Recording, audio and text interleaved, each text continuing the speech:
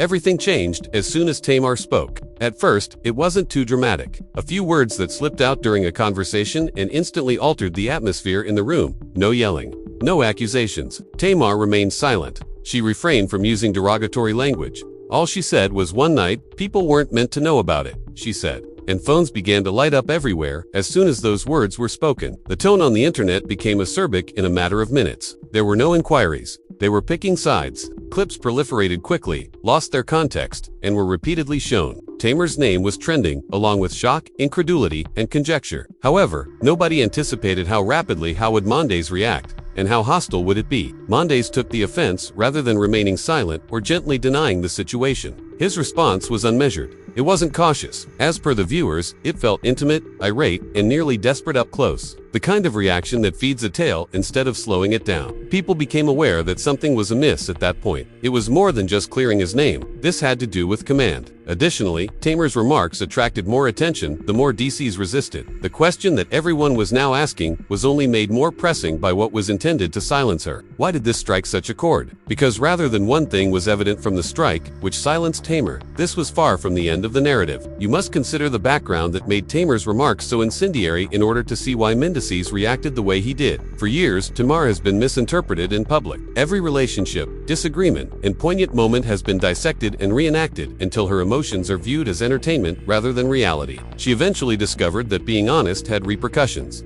However, being silent came with a distinct form of suffering. The way she moved, trusted, and made thoughtful decisions about what to disclose were all influenced by this balance. Mendeecees, however, has always exuded a cautious confidence. His reputation has been based on his tenacity, devotion, and command. His name is frequently associated with respect and power dynamics, particularly in relation to how he anticipates being treated in certain circumstances. That control was put to the test in a way he wasn't ready for when someone as visible as Tamar talked about it without his consent. Their relationship prior to this point, the public didn't pay much attention to it, and that's one of the reasons Tamar's remark struck so deeply. It originated in a realm that humans were unaware existed. Tamar didn't present it as a scandal or an accusation. She spoke as if recalling as she had carried the recollection in silence. That silence was important. It implied that the evening had significance, or at the very least, that it wasn't lighthearted enough to be simply written off. Tamar never planned for it to become a public tempest. According to people close to her, she had been thinking back to times in her life when being silent felt more burdensome than being honest. It wasn't intended to expose anyone by bringing up that evening. It was about taking back a little of her own narrative. However, those words no longer belong to her once they are spoken. By themselves, more than reputation was at risk for Mendeecees when that night was brought up. The story was in danger. It implied that there was an alternative account of events that he had no influence over. The strongest emotions are frequently triggered by this loss of control. Responses, particularly when someone feels that their silence has been interpreted as approval. Beneath the surface, there were also unsolved issues. For a long time, Tamar had spoken out about how she felt disrespected when people questioned her honesty just because she was honest about her feelings. She had witnessed how easily her experiences were written off as fabrications. It felt different this time. She wasn't going into too much detail this time. She wasn't standing up for herself. She was just making a statement and allowing it as real. Mendeecees' reaction was influenced by years of defending his reputation. Tamar's remarks were more than just personal to him. They were in public, and public situations necessitate prompt management. The tone of his response can be explained by this urgency. It wasn't serene, since serenity allows for uncertainty. It wasn't silent because silence fosters inquiry. The emotional reaction of the audience was something neither of them completely expected. Because of Tamar's past, many were aware that she was being chastised for raising his voice once more. People wondered why Mendeecees' answer seemed so severe since there was nothing to conceal. The context was important because it clarified why this particular moment seemed more weighty than a straightforward argument. This wasn't merely roughly one evening. It was about who gets to recount that night's events and who is penalized for doing so. What followed was predicated on that emotional past, because the clash could no longer be avoided once the past and present merged. When Mendeecees chose not to let Tamar's remarks stand alone, the actual dispute erupted. He reacted violently rather than waiting for the time to pass or handling it coolly. His message was clear, his words straightforward, and he had a strong tone. He would not allow Tamar to steer the story. It didn't seem to be a clarification to many viewers. It was like an assault. People hesitated because of how quickly he responded, implying that the remark had touched a deeper nerve than anticipated. Tamar was thrust into a familiar position almost instantly. The people demanded timetables, explanations, and answers. As if her recollection needed to be validated immediately, they sought specifics. The emphasis switched from her words to whether at all she was permitted to say it. That change was crucial. It demonstrated how easily the discussion shifted from being about the facts to being about permission. Mendeecees intensified his efforts. His reaction became more combative, less under control. He didn't merely downplay the night's importance. He doubted Tamar's character, motivations, and credibility. It sounded defensive to some. Others perceived it as an effort to denigrate her in front of words, have the power to become belief. Tamar's initial statement attracted additional attention as his tone grew sharper. Tamar finally answered at that point. His intensity was greater than hers. She didn't make fun of him. She didn't either back off. Speaking calmly and coherently, she stated that she had no motive to lie about something she had long kept confidential. She clarified that bringing up the evening wasn't intended to embarrass anyone. It was about being open about her personal experiences. That differentiation mattered, and it was observed by others. The public's reaction started to change, which was the first startling twist. People began questioning Mendeecees rather than Tamar. If the allegation was useless, why was the reaction so drastic? Why attack rather than explain? Instead of neatly shutting it down, why escalate? Those inquiries immediately gained traction, and when they did, the power dynamics changed. The old patterns were re-examined. Viewers noted how frequently women are criticized for discussing personal experiences, particularly when those stories involve males who, on their own terms, seek solitude. A fresh perspective was used to re-examine Tamar's history of being called dramatic. People witnessed someone, this time refusing to be intimidated into silence. Then the unexpected turn of events occurred. Tamar's evening with Mendeecees wasn't as informal as he had claimed in his response. According to a person with knowledge of the matter, this source said that there had been subsequent communication and discussions that revealed the relationship held greater significance than he was now prepared to acknowledge in public. That particular aspect didn't blow up right away. It gradually but quietly spread, altering people's perceptions of things. Mendeecees' response appeared to be more damage control than indignation. When Tamar implied that she had remained silent out of respect rather than fear, the argument intensified even more. She implied that she didn't want to make a private memory a public spectacle. Therefore, she decided not to disclose some facts. That sentence struck a hard chord. It suggested restraint, and in situations like this, restraint is frequently interpreted as credibility. Mendeecees' reaction to such suggestion was instructive. He didn't settle down. Instead, he became more contemptuous. He insisted there was nothing to discuss, framing Tamar's remarks as However, the audience's listening style had changed by that point. Doubt was raised by the contrast between Tamar's calm demeanor and his forceful denial. When folks realized this wasn't about refuting Tamar, the first startling twist hit home. It was about penalizing her for speaking. The entire conflict was reframed by that realization. Tamar wasn't standing up for a falsehood. She was standing up for her freedom to share her own narrative without fear of retaliation. And it became increasingly evident that the Mendeecees pushed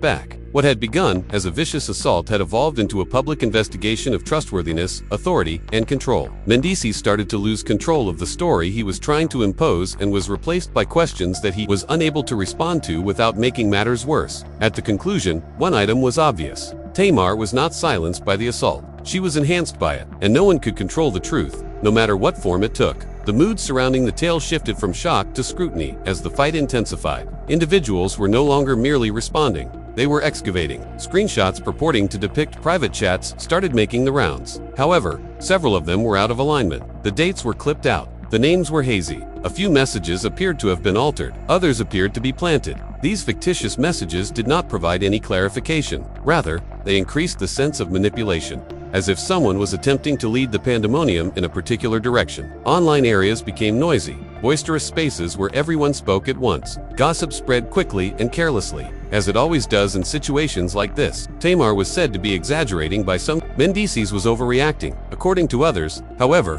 beneath the cacophony, a more subdued discourse was emerging. People began to wonder why it was first considered a crime for Tamar to discuss her personal experience. The tone was completely altered by the inquiry. Then there was a competing voice. A person who has previously encountered Mendeecees spoke up without using "in charge," but with a warning. They claimed that he had before responded violently when a private matter threatened to become public. It wasn't spoken aloud. It didn't happen very frequently, but it did land. And as it touched down, viewers started rewatching his reactions through another perspective. At the same time, it was hard to ignore Tamar's restraint. She wasn't sending out messages. She was not sharing screenshots. She wasn't winning folks over. When she spoke at all, she just kept talking quietly. reiterating that she wouldn't be scared into silence and that her experience was unique. It wasn't a passive.com. It seemed deliberate. The second significant twist appeared at that point. Someone who had witnessed that time in Tamar's life offered a silent affirmation. This individual didn't divulge specifics, but they unequivocally affirmed one thing. Tamar hadn't mentioned the evening in passing. It had been something she battled in quietly for a long time,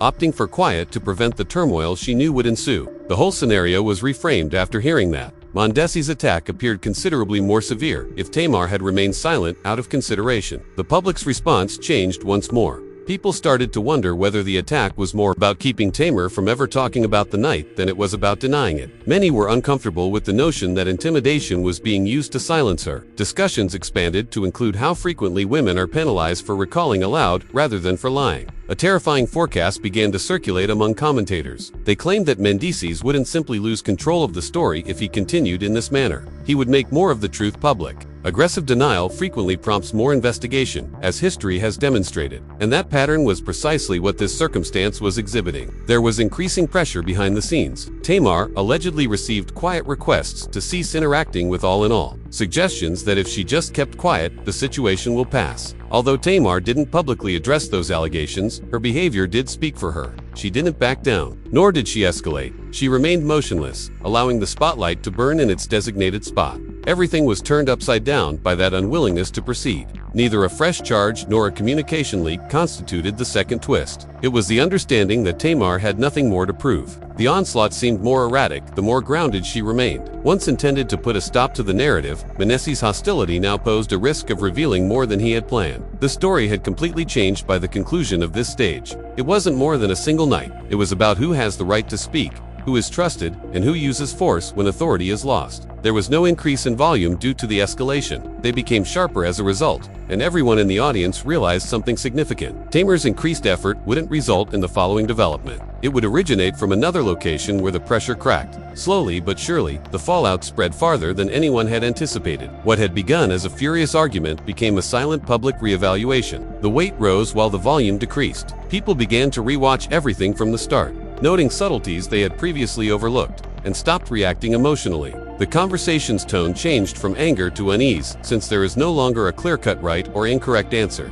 The subject kept coming up in casual discussions, not as amusing gossip, but more as a query that people were unsure how to respond to. Why did Tamar's discussion of her personal experience result in such a severe reply? Why did the discussion go so fast from what she said to whether or not she should have said it at all? These unanswered issues forced individuals to face how frequently the truth turns contentious when it defies authority. In private, Tamar's emotional reaction became more apparent. The strain persists even when a person maintains composure in public. She had spent years attempting to mend wounds that were reopened by being so violently attacked for disclosing something personal. Friends observed that she was more circumspect, picking her words carefully, and saving energy. Waves of support followed, but they also served as a reminder of how brittle public empathy can be during protracted disputes. Behind the scenes, messages flowed silently. Some offered encouragement and expressed gratitude for her steadfastness. Others were circumspect, almost wary, encouraging her to keep quiet in ways that hinted at silence. That phrase was familiar to Tamar. It was something she had heard before. It was the same counsel frequently offered when speaking becomes difficult for others. Mendeecees' standing, however, kept deteriorating. The lack of clarity became more evident than the initial denial.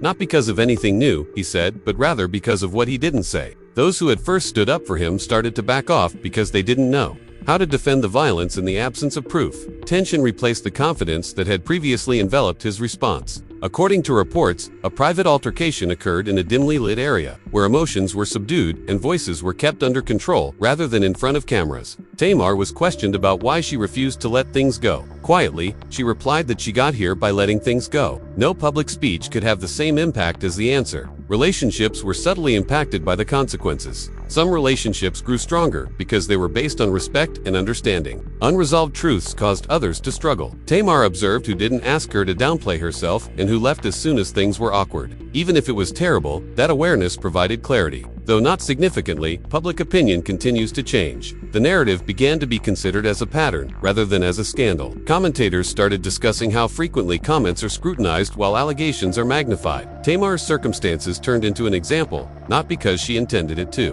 but because it revealed something that many people could relate to based on their own experiences. The repercussions felt longer lasting and less explosive by the end of the stage. The impact was still there, but the loudness had subsided. The next argument was no longer anticipated. They were anticipating to determine if the truth would be permitted to exist without facing consequences. And there was tension in that waiting, because rage is not what's left over once the emotional dust settles. It's time for reckoning. The story appeared to have fallen into a tense quiet. But then the stakes were altered once more when the last twist silently emerged. It was not the result of a furious reaction or a public declaration. It originated from a confidential affirmation that reinterpreted what everyone believed to be true. Someone who had been near enough to see the tamer had not spoken rashly. According to the aftermath of that evening, she had debated whether or not to speak at all. She didn't use the night she described to gain attention. She carried it with her, not knowing if disclosing it would be beneficial or do more harm. The emotional equilibrium was immediately upset by that confirmation. Tamar's composure no longer seemed calculated. It appeared to be protective, both of herself and, surprisingly, of other people. It dawned on her that she hadn't been attempting to manage the story. The onslaught against her felt even more out of proportion because she had been attempting to minimize damage. Another detail gradually surfaced, deepening the ultimate twist. Deepening the ultimate twist. After that evening, there had been discussions, not spectacular ones. Not contentious ones, casual discussions that implied comprehension rather than miscommunication. That particular element was significant because it refuted the notion that Tamar was making something up. It implied context, which is risky when an accusation relies just on denial. The pressure changed entirely at that point. It was no longer a matter of whether Tamar ought to have spoken. If there was nothing to acknowledge, the question arose as to why such an angry response was required. People started to realize that the assault might not have been intended to both refute Tamar's recollection and deter her from discussing it in the future. A terrifying insight resulted from that comprehension. When the anticipated stillness did not materialize, force was employed. Tamar was now at a fork in the road. That was more weighty than any of her previous responses. She might keep silent and let the narrative to gradually fade, leaving questions unanswered while protecting what little was left. Alternatively, she may speak again, knowing that doing so would intensify the situation, but in a factual and non-defensive manner, irreparable.